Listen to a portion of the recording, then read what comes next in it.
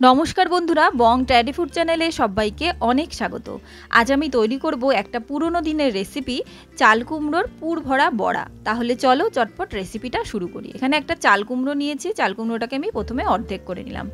তার আগে এখানে কিছু সর্ষে ভিজিয়ে নিচ্ছি। এখানে 2-3 চামচ নিয়েছি আমি সাদা সর্ষে আর কালো সর্ষে মিশিয়ে এটা জল দিয়ে ভিজিয়ে রাখলাম, বাটতে সুবিধা হবে।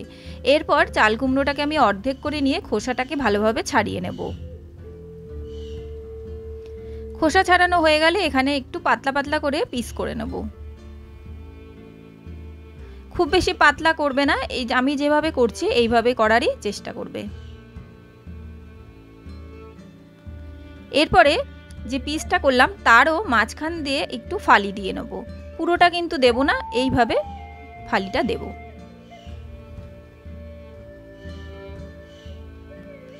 সবকটাকেই আমি এভাবে কেটে নিলাম। এরপর একটা বাটিতে নিয়ে নিচ্ছি। এর মধ্যে আমি দিয়ে দিচ্ছি স্বাদ মতো নুন, দিয়ে একটু ভালোভাবে মাখিয়ে রাখছি যাতে করে জল ছেড়ে আসে আর চাল কুমড়োটাও নরম হয় তাড়াতাড়ি। এবারে বেসন গুলে নেব।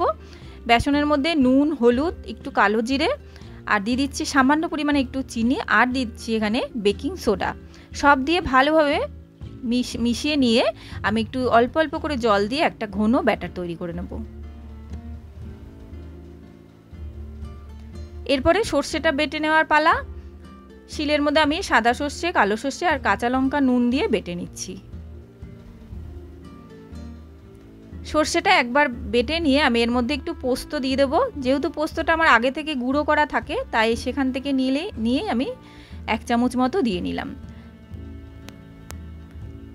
দেখো আমাদের বাটাটা কমপ্লিট। বাটার মধ্যে এরপরে আমি সর্ষের তেল আর একটু সামান্য পরিমাণ চিনি দিয়ে দিলাম, দিয়ে ভালোভাবে মিশিয়ে এটা রেখে দিচ্ছি।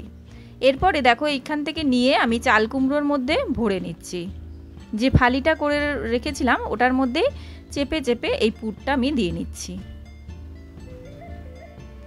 এই চাল কুমড়োর পুর ভরা বড়া কিন্তু গরম ভাতের সাথে খেতে খুব ভালো লাগে, আর এই সর্ষেটা দিয়ে যখন ভাত মেখে খাওয়া হয় দারুণ লাগে খেতে।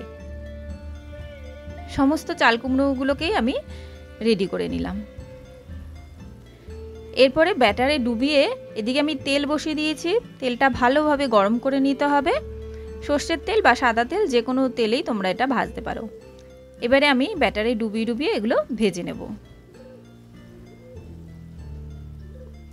গ্যাসের ফ্লেমটা একটু লোতে রেখে আমাদের ভাজতে হবে, তা নাহলে চাল কুমড়োটা কাঁচা থেকে যাবে।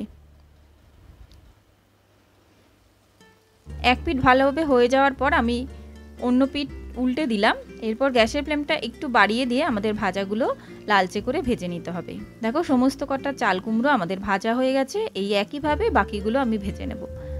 তাহলে কেমন লাগলো আমার এই রেসিপি অবশ্যই আমাকে কমেন্ট বক্সে জানিও। ভালো লাগলে একটা লাইক, শেয়ার এবং কমেন্ট করতে কিন্তু ভুলো না। তাহলে আজকের মতো এই পর্যন্তই। আবার চলে আসবো অন্য কোনো রেসিপি নিয়ে। ততক্ষণ পর্যন্ত খুব ভালো থেকো, সুস্থ থেকো।